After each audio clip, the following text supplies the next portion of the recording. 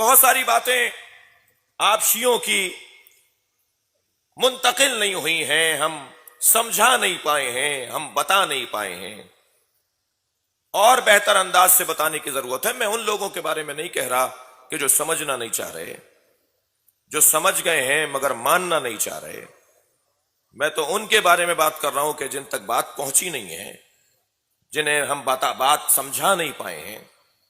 بہت سارے لوگوں کو آپ کے کالے کپڑے سمجھ میں نہیں آتے مگر خانہ کعبہ کا کالا غلاف سمجھ میں آ جاتا ہے۔ بہت سارے لوگوں کو آپ کے کالے کپڑے سمجھ میں نہیں آتے مگر نبی کی کالی کملی سمجھ میں آ جاتی ہے۔ بہت سارے لوگوں کو آپ کے کالے کپڑے سمجھ میں نہیں آتے مگر ازواج پیغمبر امہات المومنین کی کالی چادریں سمجھ میں آ جاتی ہیں۔ صلوات پڑھ لیں ذرا محمد وعلى محمد۔ اور پھر جیسے ہی محرم کا چاند نمودار ہوتا ہے تو پھر طرح طرح کے میسج شروع ہو جاتے ہیں۔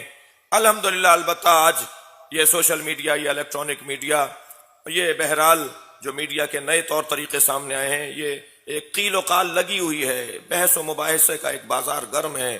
کوئی اعتراض ڈال رہا ہے تو 4 جواب بھی آ رہے ہیں، ان 4 جوابوں پر پھر 2 اعتراضات بھی آ رہے ہیں۔ مسلسل ایک دوسرے کے خلاف ایک دوسرے کو سمجھانے اور ایک دوسرے کو بعض اوقات چڑھانے کے لیے لگے ہوئے ہیں۔ میں تو کہتا ہوں کہ آپ کا ضمیر مطمئن ہونا چاہیے، ساری دنیا ایک طرف ہو جائے، آپ اکیلے بھی کھڑے رہیں گے تو آپ کو کوئی پریشانی نہیں ہوگی۔ بہت سارے لوگوں کو آپ کی یہ سبیلیں سمجھ میں نہیں آتی کہ بھائی یہ کیا سبیل کا کیا مطلب ہے، اس سے نہیں پیو۔ بہت سارے لوگوں کو یہ نیاز نظر آپ کی سمجھ میں نہیں آتی جی، حتیٰ کہہ دیا جاتا ہے کہ یہ خون ڈالتے ہیں اور یہ کاٹ کے کھلاتے ہیں اور یہ بچوں کو کاٹ دیتے ہیں۔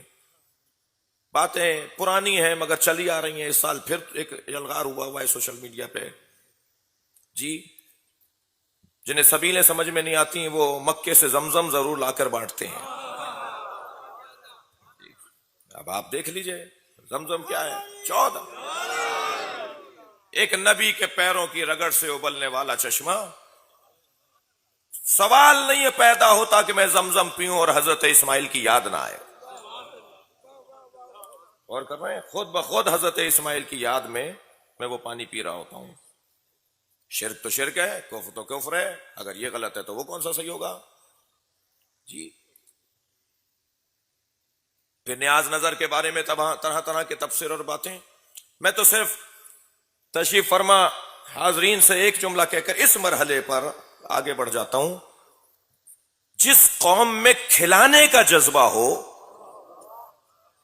اس قوم سے دور کرنے کا ایک یہی طریقہ ہے کہ کہہ دو یہ شرک ہے۔ یہ کتنا بڑا جذبہ ہے کہ ہم نبی کے گھرانے کے نام پر، سرکار کے نام پر دسترخوانوں کو لگا دیتے ہیں۔ اگر یہ کوئی کہتا ہے کہ غیر خدا کے لیے جانور ذبح کرنا حرام ہے، وہ ذبیحہ حرام ہے، قرآن میں آیت ہے، وہ جانور جو اللہ کے علاوہ کسی نام پر ذبح کیا جائے اس کا کھانا حرام ہے۔ قرآن میں حرام جانوروں کی 6 جانوروں کا ذکر کیا گیا ہے، جو سینگ مار کر ایک دوسرے کو لڑتے ہوئے سینگ لگنے سے مر جائے، جو پہاڑی سے گر جائے، جس میں دیوار گر جائے۔ اس طرح سے ایک وہ جانور ہے کہ جس کو ذبح کرتے ہوئے اللہ کا نام نہ لیا جاتا ہو۔ تو ہم بتانا چاہتے ہیں کہ جب ہم امام حسین کی نیاز تیار کرتے ہیں، مولا عباس کی حاضری تیار کرتے ہیں تو قبلے کی طرف جانور کو لٹاتے ہیں، لوہے سے ذبح کرتے ہیں، اللہ اکبر کہہ کر ذبح کرتے ہیں۔ یہ جانور بھی اللہ کے نام پر ہی ذبح ہوتا ہے، کھلایا جاتا ہے حسین کے نام پر۔ یہ ذبیحہ ہوتا ہے، یہ ذبیحہ ہوتا ہے۔ ایک صلوات پڑھ لیں ذرا محمد و آل محمد۔ کیا کروں ڈاکٹر صاحب، اس طرح کی الجھنیں بیان ہوتی ہیں تو اس ایک طریقے سے متوجہ کرنے کی ضرورت ہے۔ آپ کے بہت سارے کام سمجھ میں نہیں آتے، لیکن میرا اور آپ کا فریضہ ہے کہ میں اس بات کو آگے بڑھاؤں، سمجھاؤں، لوگوں کو متوجہ کروں، ان الجھنوں سے نکالوں۔ لوگ کہاں سے کہاں پہنچ رہے ہیں، دنیا کہاں پہنچ چکی ہے۔